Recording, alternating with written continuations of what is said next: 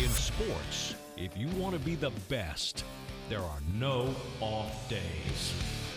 Does this t-shirt make me look fat, or is it just my face? Are you? No. It's a Tommy Boy quote, baby. Fat man in a little coat, right? Your head is a thin candy shell. Yeah. Here comes the meat wagon. Chris Cato, Scott Smith, back for another episode of the No Off Days podcast. And I'm excited for the show that we have in store because we have, you know, if you kind of have your Mount Rushmore of people that in the Tampa Bay sports community that have meant something for a lasting period of time, I think our guest is one of those people. Yeah, we're going to find out in a minute who it is. But let me just say thank you to all those out there who have taken the time to download and also to watch the condensed TV version of this show that airs on Sundays, primetime midnight on Fox 13, that midnight time slot. But more importantly, those who have dipped in. Thank you for the support. It's helped us. You know, you roped me into this thing a few weeks ago, said, hey, Chris, we're going to try a little podcast. You're not busy enough. Yeah, you can wear a T-shirt on the air. That was the main thing that drew me in. And we'll talk about fun stuff, life and sports, and I'll get some big guests to talk for us. And, boy, you've delivered on the guests. Well, if you would like to kind of devour this podcast in greater and untold ways, you, of course, if you're listening, you can go to fox13news.com/NODpod. If you're watching and you want to subscribe, easiest thing to do right now is to actually just point your smartphone at the camera, that QR code that's up there right now, and that will actually take you to the main page where you then can find the Listen tab. Yes. And, of course, all the shows are on that page. You could take a stroll. Breathe it in. Let the moment overtake you. Immerse yourself in all things NODpod, and enjoy. Yeah. Let's bring in Brian King in the booth. Brian, I teased it just a touch. Give us an idea of what the good folks, the NODpododians, are in store for today. Well, we got a great one with one of the best characters of Tampa Bay sports history, and it's Joe Maddon. You know, wow. Told you. It was a good one. He's got a book out. Life According to Joe, Try Not to Suck at Baseball. Boy, I'll probably butcher that. Could you say that one more time? The Book of Joe. It's the Book of Joe. There you go. The Book of Joe, Trying Not to Suck at Baseball and Life. Yes. I think that's something we can all use. Right? I could. I certainly could, Yeah. especially with that intro. But Joe Maddon's such a great guy, and you guys are going to knock it out with the interview. But I look forward to seeing what this book is about because I've yet to read it. But it's got to be interesting if it's anything like what his life and his managerial career has been. Yeah, I believe he still wants to manage. And I think so. You know, he's post Angels and looking for the next opportunity. And my guess is it will not be long. Yeah. Though I'm sure he has plenty to keep him busy as well. I just mainly want to ask him for wine advice. Like that's why I'm here.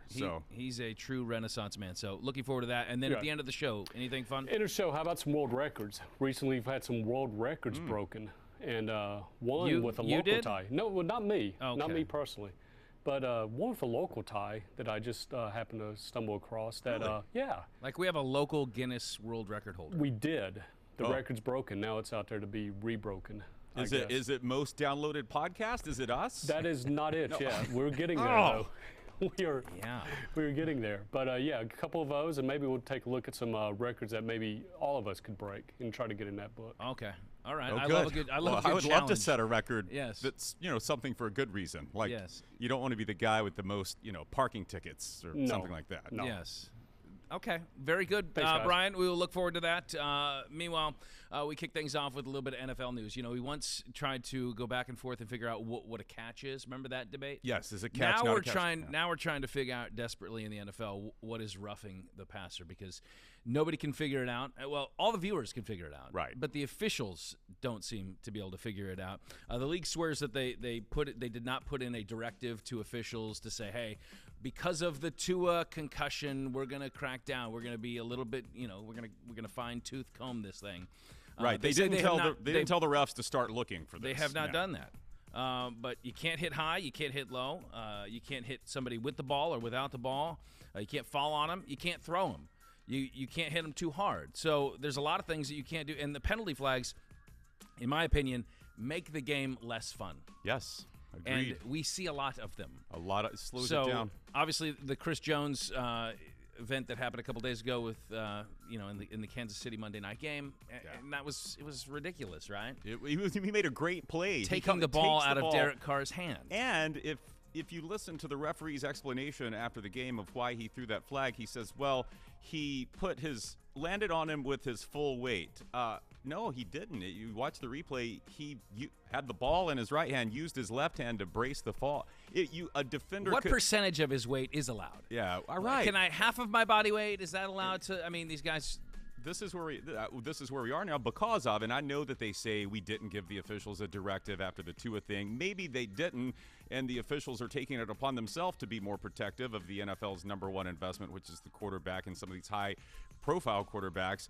But clearly, as we said on this podcast last week, there would be an overreaction, and we have seen it. We saw it with Tom Brady and the Falcons on last Sunday's game in a pivotal moment that would have given the Falcons ball. That was ridiculous. What are you supposed to do? Like gently place, like put a pillow under and gently place the quarterback? I have pitched for years hamster balls, giant hamster balls. That's where we're going. Right. The big, the balloons that they roll around in. That is the future of the game if somebody doesn't have some clarity and some sanity in these moments, because this is not this doesn't provide a winning culture. This provides a whining culture, okay? That it's constantly, he hit me, he tugged on my jersey, he knocked me to the ground, like these type of things. And again, there's going to be penalty flags. You got to have rules in the sport. It's just gone. It's overreaction. This is we've talked about this, I feel like, every week of this podcast, talking about kind of the overreactive nature of the NFL, and I don't think it creates a better product. I think it turns the NFL into, something is not. Well, something football. It sounds like my kids whining, flag. You touched me first. Let me ask you this. Forgive me if I labor on this too long. Yes. But Chris Jones, involved in that play against the Raiders the other night, suggested maybe this is something that should be video reviewable. The roughing the passer. I disagree because I don't want one more thing to slow. We already do this for every possible targeting play. I don't want one more thing to video review. I think that there's a way that you can video review something. Maybe the efficiency of how they review things needs to step it up. But again, to me, this is a thing where a coach should be able to challenge it. So not everything is reviewed, but everything is reviewable. Even subjective calls like a roughing the passer or a pass interference, these things need to be held to a closer scrutiny because we don't want to be talking about roughing the passer. We want to be talking about a great game. Right. That was, for the most part, evenly fought, and the officials were not a part of it. But that is not, sadly, the case. I think every single flag should be reviewable. And so, again, just like we have reviewable calls now, that yellow flag goes, or the red flag gets thrown out on You mean every single flag should be challengeable? Challengeable, not challenged. You don't want to review every single flag. Every single one should be challengeable. Yeah. So the potential of being challenged. Yes. We're not going to go through every single one through a review. But that's where, the opposing coach could say, that's not roughing the passer. I understand it's subjective, but can we look at that again? Well, games are in the balance in these calls, right? So you don't want someone losing their job or money because of an outcome that was a terrible call. Personal foul penalties should be, if not egregious, they should at least be obvious. Yeah. And if it's not obvious, then it should not be called. So yes, let's hope I'm with Chris Jones prevails. Let's review him. Kind of sticking with the NFL, but this creeps into the world of college football. Oh, too. good. A fun little story emerged. Mm-hmm. Mike Gundy, the man that notoriously he was a man at 40 once, and also had a fantastic mullet. Still has a pretty good one. It's trimmed back a little bit. He tamed it. It happens to all of us as we reach. Can you imagine Mike Gundy, mullet and all?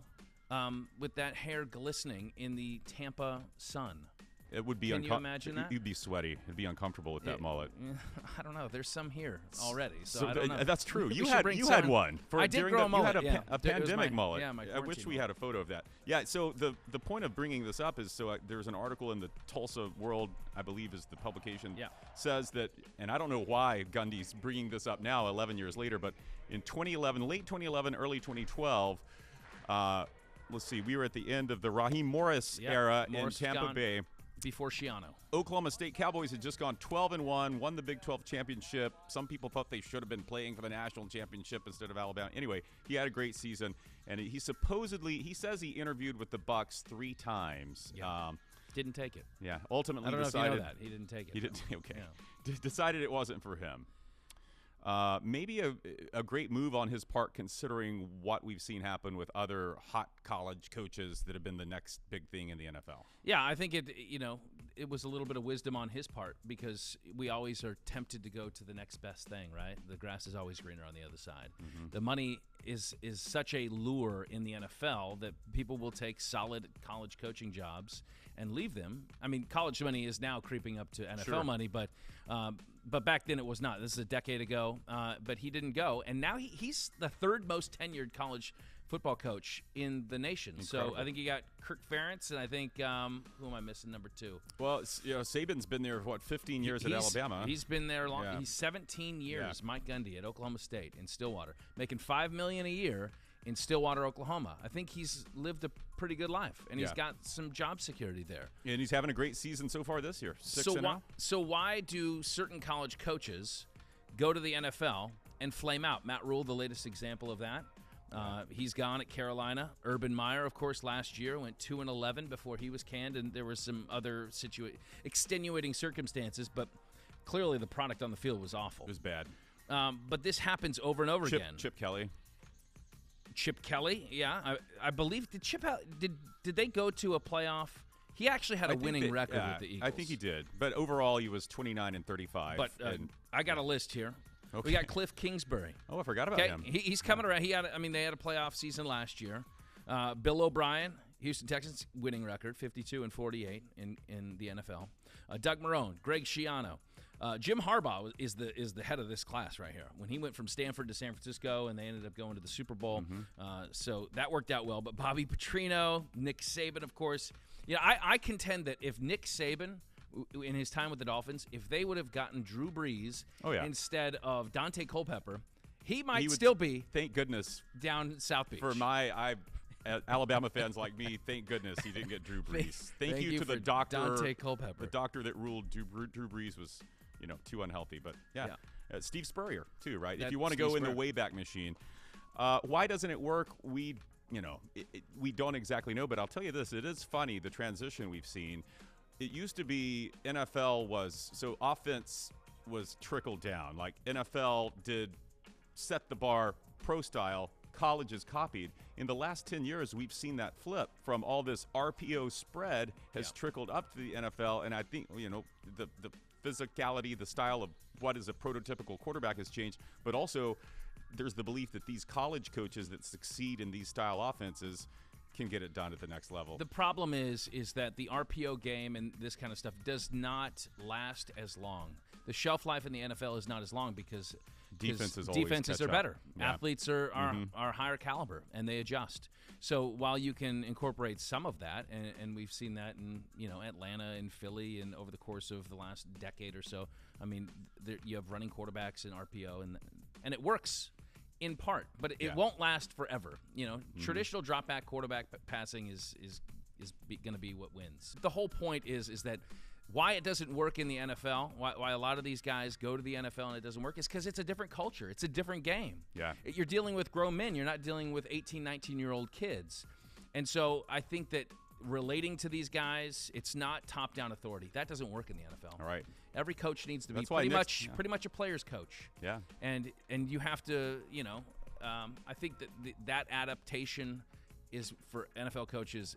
That's where you find success. Yeah. Guys that know how to. The difference between running a frat house and running a Fortune 500 company. All right, I got to hit on this last one. Okay, performance enhancing drugs in sports has been a major storyline. Okay, throughout the last couple of decades. Yeah. Baseball, cycling. Okay, but now we have performance-enhancing fishing. And, Chris, we have to blow the lid off this because this cannot stand. All right. This is go ahead. Yes, it's set it up. Huge scandal, right? Like, everyone should be outraged over this. I know the fishing community is. The Lake Erie Walleye Trail, the sacred tournament that is the Lake Erie. And I'm not making light of this because there's big money at stake here. There's, like, $500,000 in prize money at this. This is The winner gets 30 grand. series of fishing tournaments that take place over the course of the season, right? So what happened recently that has really just caused a lot of people to say, okay, these guys are idiots, is these two fishermen, these two partners who had been on a hot streak, by the way.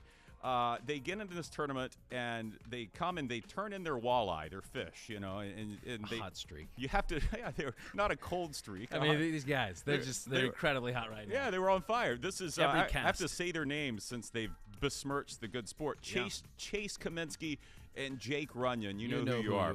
So they bring their catch up to be weighed, their walleye. 5 walleye you turn in, and their catch weighs, the winning weight, the top weight at the time was 16 pounds. All of a sudden, they bring their 5 fish up, and they've got more than 30 pounds, like far beyond what 5 fish should weigh, right? And so the very wise tournament director, who I'm not making this up, his name is Justin Fisher. He's seen more walleye than Scott's seen, Snickers bars. I don't know. And so Appreciate that. And so he says these. It does satisfy. He says these look too big, too fat, and he actually could feel in the belly of one of the fish Clanging around. something in there. Yeah, cuts them open. Oh, scandal! There are lead weights. These guys have The best stuffed. part, though, is the TikTok video of this coming out.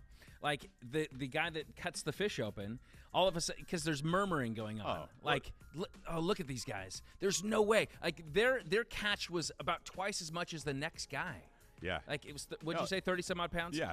And all of a sudden, they cut it open, and you hear, "We got weights!" Yeah. And everybody goes, "Ah!" And everybody erupts. The crowd erupts, and a lot of profanity was If then there hadn't been police levied. there, these two guys would have been filleted. They would have been hooked. They Yeah, would have been for filleted. sure. No, but and the backstory is there was the reason you heard the crowd murmuring. These are other competitors that are murmuring in the video and saying this isn't right, this is BS. It's because these guys had already done some kind of unscrupulous things. Yeah. What did you know? At the end of these tournaments, they have to take a polygraph As they should.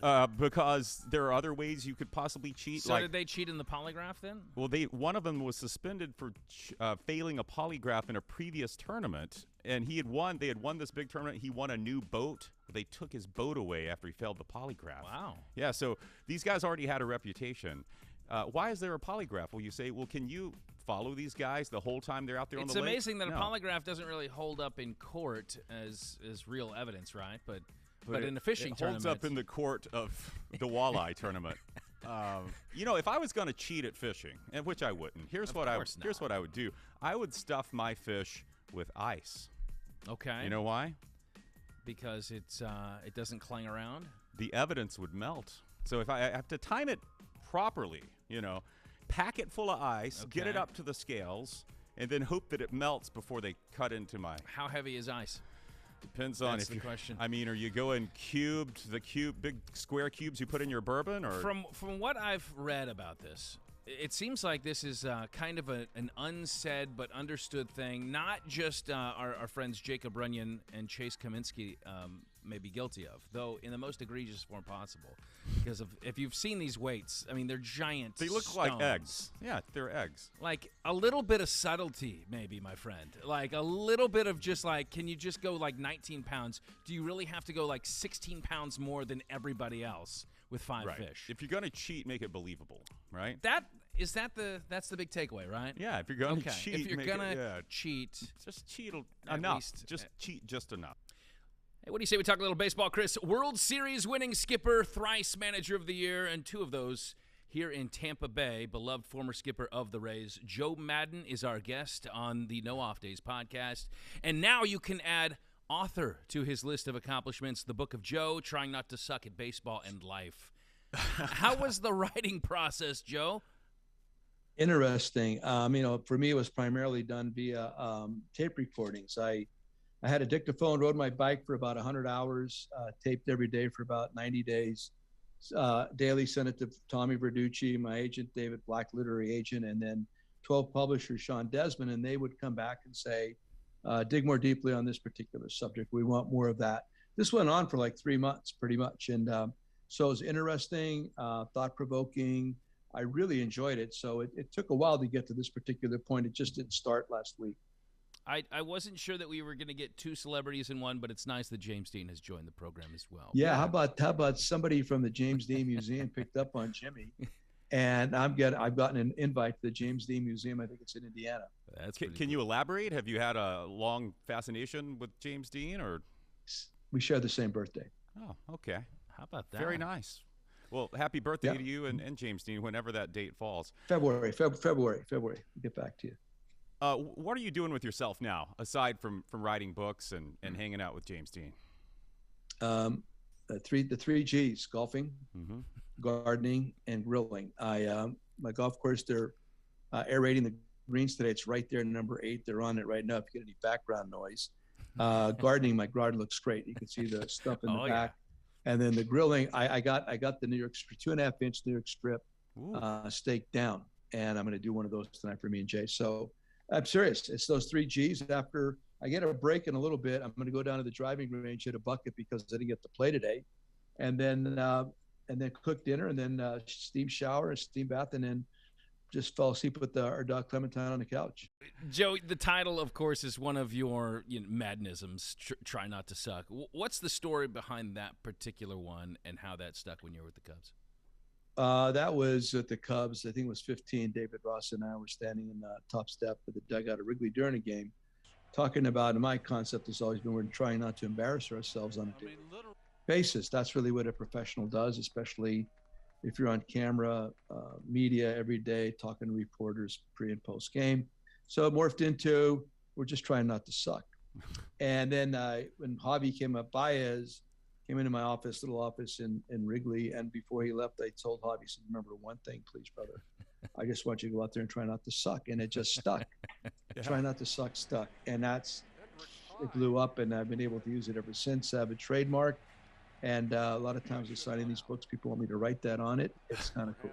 Well, how can your book help me not suck at life? Because I've read some of it, and I really appreciate all the insight into difficult managerial decisions you had to make, going more with gut rather than analytics. And the book is fascinating for anyone that loves the game of baseball, especially those high pressure situations you were in with the Cubs in that 2016 World Series.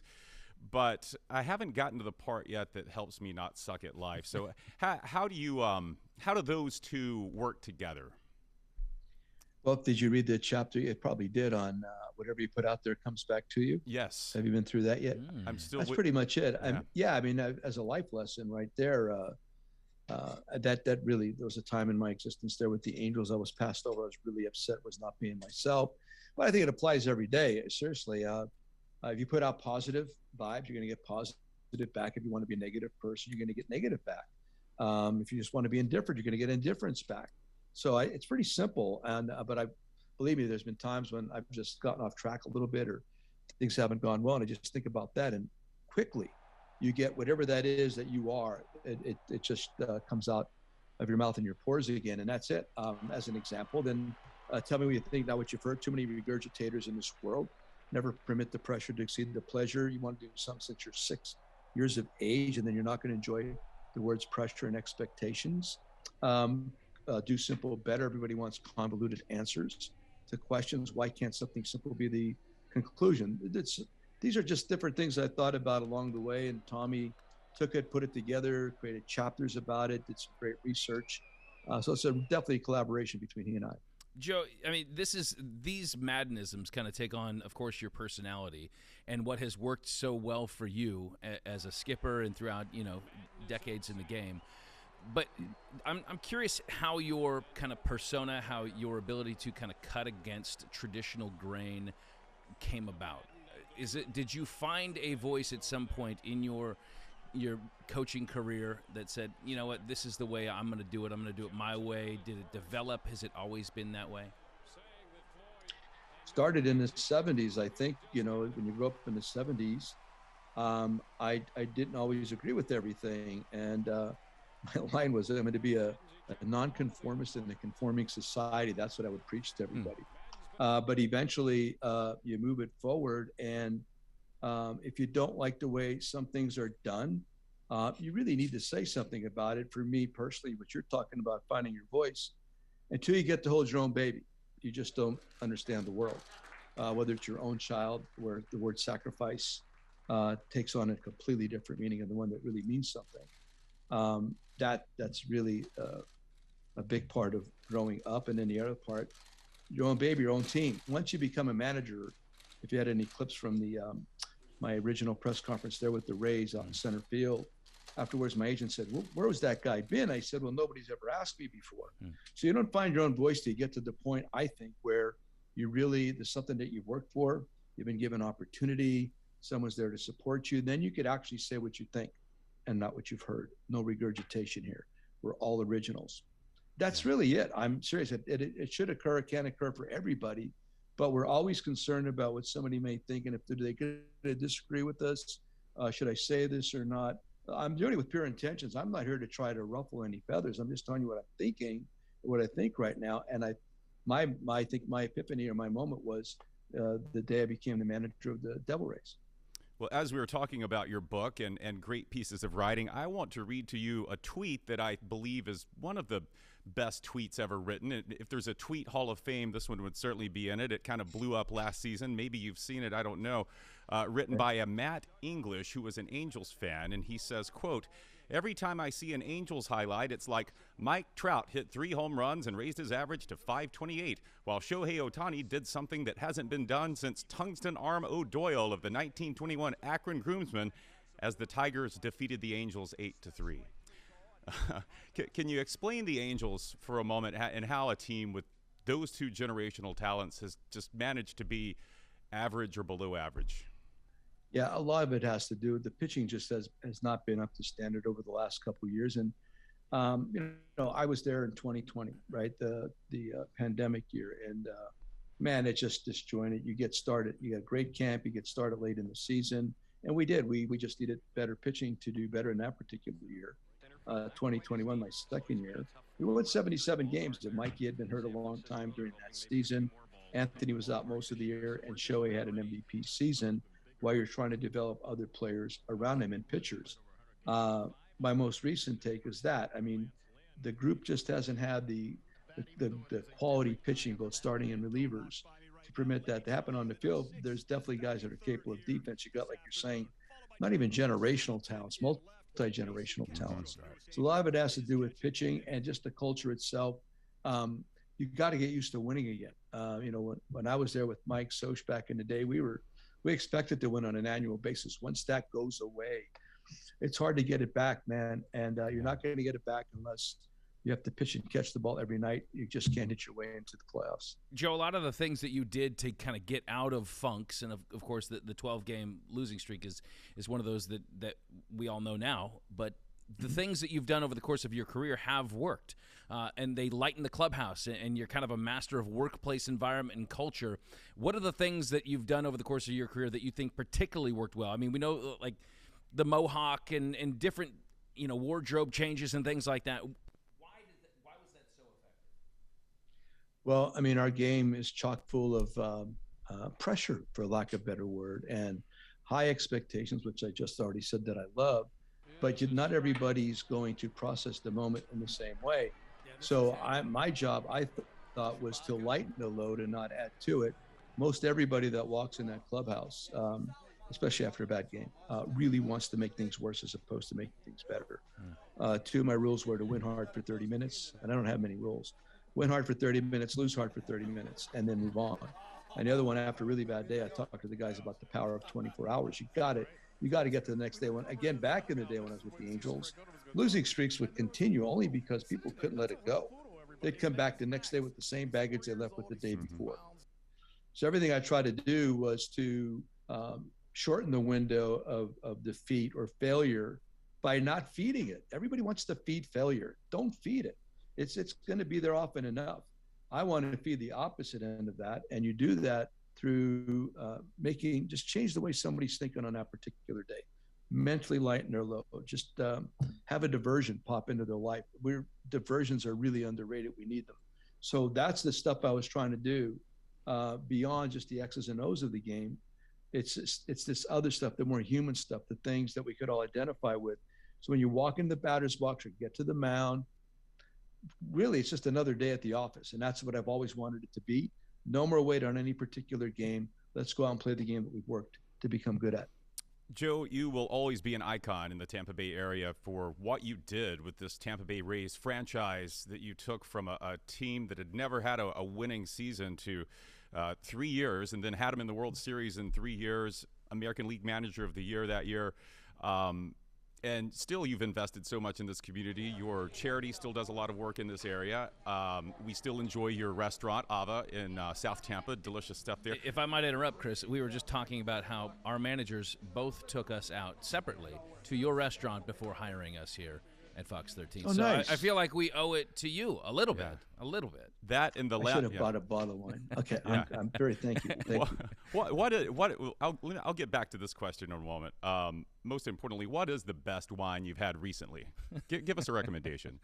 Okay, I'm going to give you, and it's not expensive. Okay, and wines doesn't have to be expensive to be good. Cair, I think that's how you pronounce it. It's from Spain, the Ribera del Duero region of Spain. $25 a bottle on Vivino. I can't get enough. That is my sipper every night.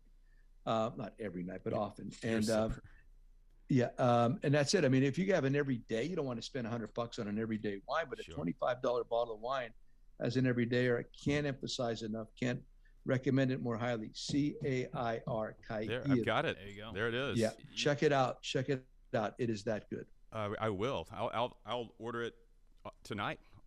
So back to this question, though. With your connection, your knowledge of the Tampa Bay area, where should the Rays Stadium be located? Oh, in Tampa. It's something along the waterfront. It's always spectacular. I would settle for Ybor City somehow, but it has to be on that side. It has to be more accessible. It's that simple. I love St. Petersburg. I'm not denigrating anybody. It's fact is fact. It needs to be on that side, more accessibility. It's pure and simple. It's just like the Bucks are there, and the Bucks only play once a week, so you could get there from anywhere. And the Lightning don't play every night either, so it's a little bit more accessible too. But something there that highlights there. I love the air. I love the city. Love the topography. And we just moved out of there. There's, we sold Tampa and moved to Mesa. Jay and I did. But I really dig that place. Not a little bit, a lot. I used to ride my bike up and down Bayshore all the time. Something there that highlights the area. And I've often thought something that includes USF or University of Tampa somehow, or the arts. Just don't settle on a baseball stadium. Yeah. That's going to be hard to get the financing for something like that. I would include other items and put it in this package in this same area that really highlights downtown Tampa and the Tampa Bay area. Use it, man. It's gorgeous. Don't fight it. Bring the team over there, and everybody's going to benefit. And should that be funded mostly by the taxpayers or mostly by the Rays ownership? I think it's both. I mean, I don't think the taxpayers should be absolutely holding to everything.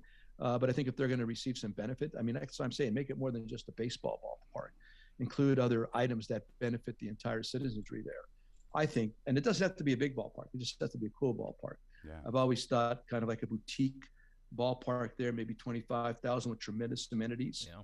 And like I said, things that benefit the other citizens, whether it's a theater kind of a situation, some kind of arts project, something for the kids, something that brings everybody together, even when the Rays aren't playing. Man, how cool would that be? Maybe a winery. Put a winery in there. I like it. Joe, quickly wines are good. About your about the World Series run with the Cubbies. Did you ever get a chance to meet Steve Bartman? No, not in person. I think we got in touch somehow. Don't quote me on that. I felt bad for the guy because it should have never come down that way. And I never met him in person. I don't remember doing that. And I remember things pretty well. Well, you guys did give him a World Series ring. Yeah, we got over it. Everybody talks about that moment, but how about the ground ball in the short right after that wasn't made? I mean, exactly. The poor gets vilified. His life has changed. I don't agree with that. I mean, listen, I love the city. I really dig the fans. The fans are great, but that poor guy worked way too long. Joe, I got to ask you quickly about the analytics and the battle between old school and the new game. I know that the goal is complementary, right? You wanted to both of these things to be able to work together for the good of the game, but curious where that battle is right now and how many bastions of old school baseball still carry influence in the big leagues. Very little, really. The passion of old school influence. My big thing is just to play the game fundamentally right. The method being, right now, everybody's firing hitting coaches, but all they want people to do is try to lift the ball and hit home runs. All they do is teach pitchers or want to for the elevated fastball. However, if you're watching the playoffs right now, I have them in the background. Apparently, there's a higher percentage of breaking balls being thrown now than they did during the regular season in games. Hitting's at an all-time low for a variety of different reasons. My point is, teach a more tried and true method, not trying to get everybody to lift the baseball, get to the inside ball, inner half of the ball, get to the top half of the ball, then reward it. I mean, talked about no shift, and that's going to promote contact. I still don't quite understand that. I think without the shift, it's going to promote even more attempts at hitting home runs and go ahead and pulling the baseball. That was incongruent to me. I don't quite get that. Maybe I was wrong. So that, and just purely the fundamentals, play the whole game. Everybody's afraid to steal and get thrown out because you have to answer to it after the game to somebody. The hit and run, same thing. If you attempt to go hit and run and it's a failed attempt, somebody gets upset about that. You old baseball folks will just try these things, not concerned about if it doesn't work and who do you have to answer to. It was just the right thing to do in that moment. And when it works, everybody's really happy. And when it doesn't work, it's like the worst thing that ever happened. It's this outcome bias nature that we live in. So I would prefer a game run by baseball people, takes more chances, doesn't worry about making mistakes so much, and doesn't try to be perfect. And analytically, after all, I mean, the Dodgers are at the top and other teams like Pittsburgh and Detroit are at the bottom. And I promise you, they have great analytical staffs too. Sure. Analytics are not perfect by any means. It's information, and what your group decides on how to utilize this information, how to distribute it. And more than that, it's your scouting. Who are you signing in the first place? How much money are you giving these guys? What does your payroll look like? That's where analytics really has a chance to shine and should shine. The daily game, this game I'm watching with the Braves and the Phillies, right now, analytics has nothing to do with this game. Yeah. Well, you wonder, I know they're trying to lure in more fans and try to speed up the pace of the play and change potentially how umpiring gets done. And, I know that we have a stimulant, kind of saturated culture, right? Like you constantly need movement. That's why certain sports are elevated, and baseball is waning in fan interest. But I do wonder if the analytics have something to say about that, if maybe it's changed the way the game is played to such an extent that it's drawn fans away. Oh yeah. Well, I mean, you're just talking about pace. I mean, the pace of the game has really been obstructed just by all this information, whether it's the catcher looking at his wrist guard, the pitcher having to determine if this is what I want or not. Right now, they have all the time in the world to get the ball, get on the rubber, and throw the next pitch. Defenders are pulling cards out of their back pocket. We've all driven a car in a city or a town that's new to us. We've never been there before, right? And if you're the driver in that car, you pretty much remember where you were, and you remember how to get back there because you studied and you paid attention. But if you're the passenger, you probably don't hardly remember any of that moment. And if you had to recreate it, you can't. These guys the players are passengers right now. They're not driving anything. That's a good and they point. Should be. Yeah. They are the reason why we should be watching the game. And we should highlight the charismatic component. I'm watching Jesse Chavez pitch right now.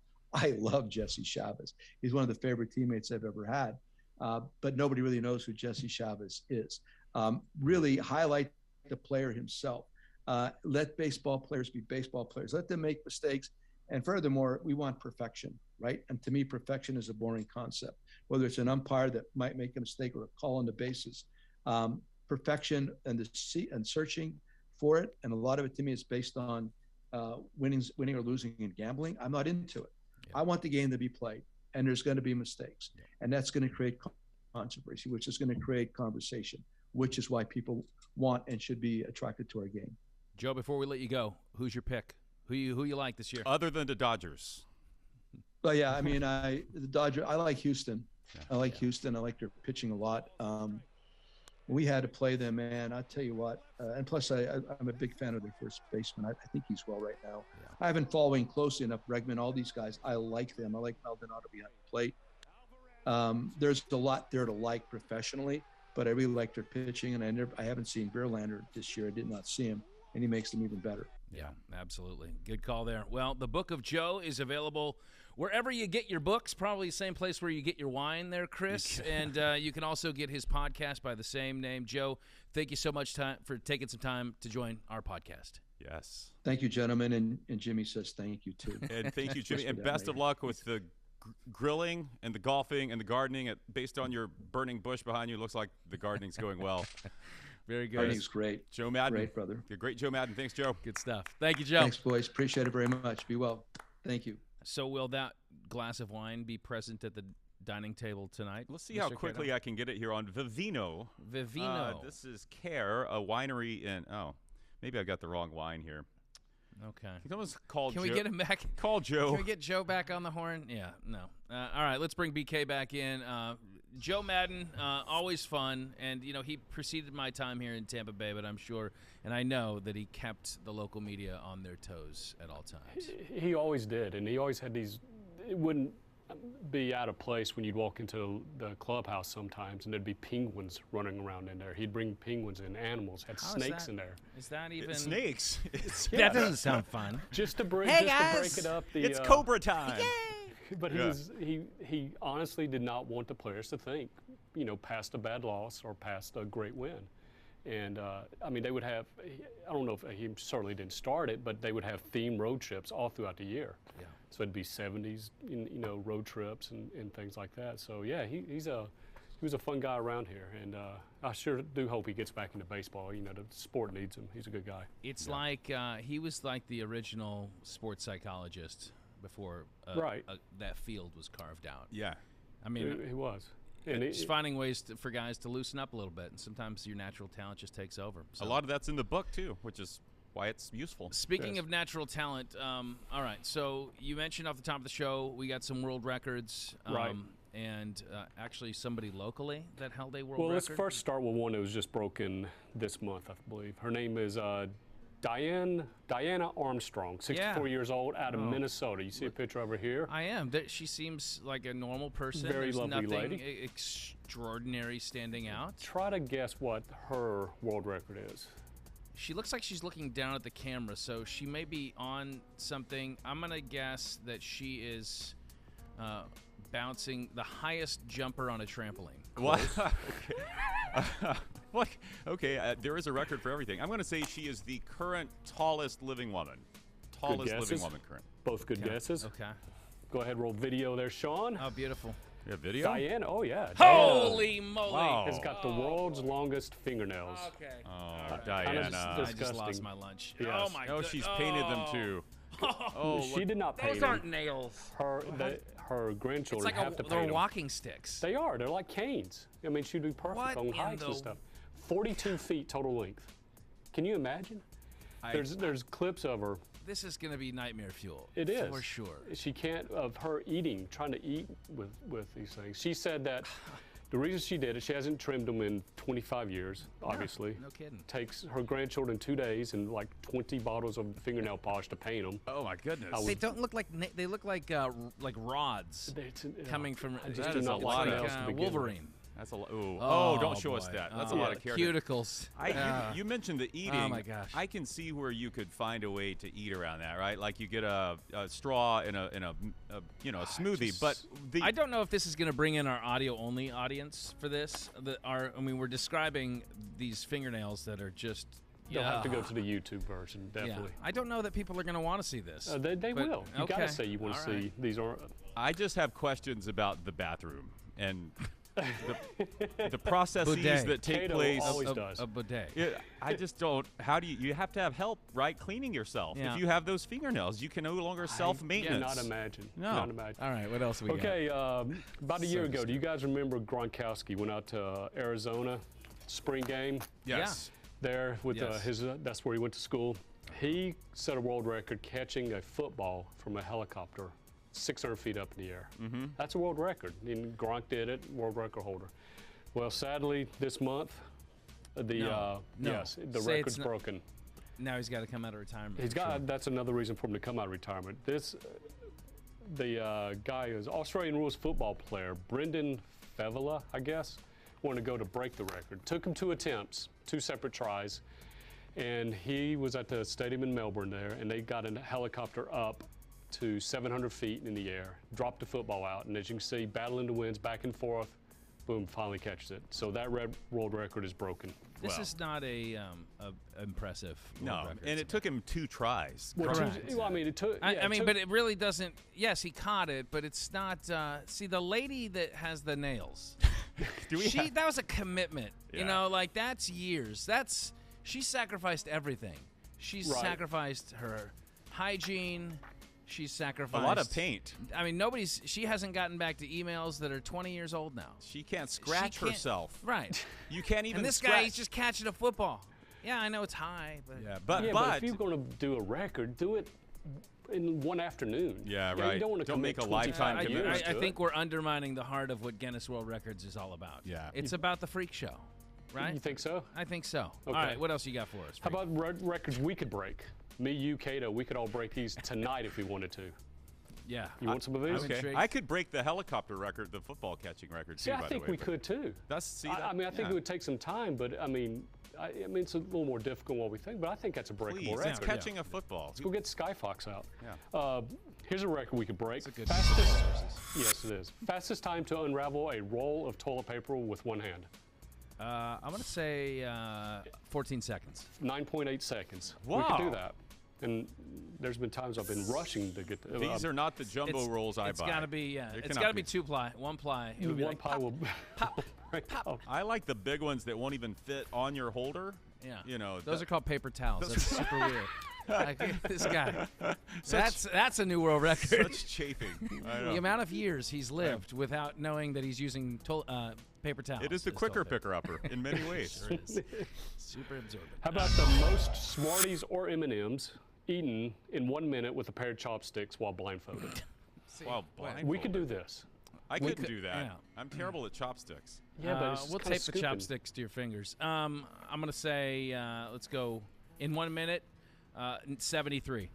In 1 minute, it's actually pretty small. It's Third. 20. No, 20. All 20, but it's Yeah. a balancing thing, I guess. We could But do I that. think you would get in a rhythm. You can knock them out. All Most coins stacked in 1 minute. Sounds very easy, but I bet it's difficult as can be. 173. Wow. 173. That's wow. high. Yeah. I don't know. say I mean, these are it'd be- just. And it's got to, stack them up. It's got to stand for 10 seconds. It is 69 coins. Okay.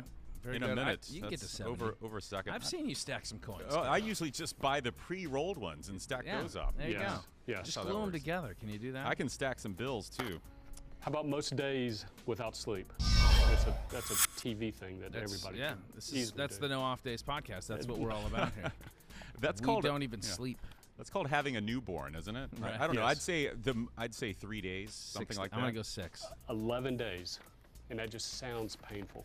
It To does. stay up, and that was set back in '65. And this isn't. The 65. Oh, it was a sleepless year. LSD. I Yeah, mean, yeah, so no doubt. is this unadulterated? Like no substances involved? Nothing. Okay. But the guy that did it, I read, said that he was hallucinating, just like he was on any.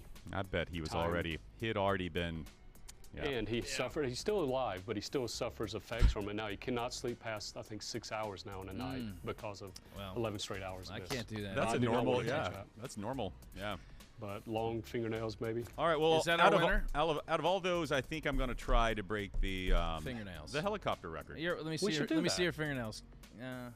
Need a little manicure, Yeah, don't I? All right, little it's gonna mani- take a little bit. You know, I was looking up some world records myself here, and one that was intriguing to me: most tricks performed by a pig in 1 minute. 2. 13. Let me introduce you to Joy the pig. Joy the pig can sit, shake, wait on food, dance, do a little reverse, honk a horn with its mouth, pick up a toy, knock the toy over, push a soccer ball, play the piano, and then take a ring off of a toy. I How could, about that? I could do all those things. Yeah. I found yeah. a record we could break. This is something in our wheelhouse. Longest podcast.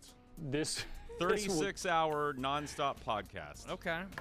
We could Can we do get that. Phil Esposito back on?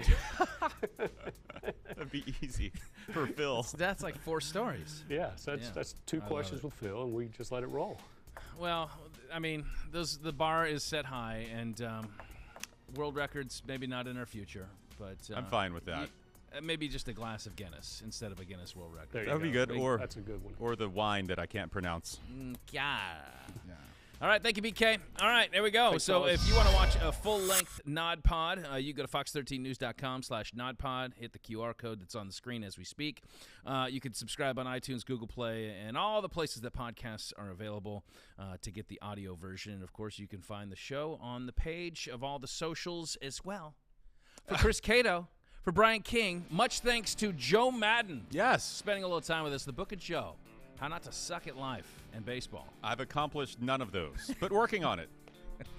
Well, as always, until the next time we're on, there are no off days. Thanks for watching. Good night.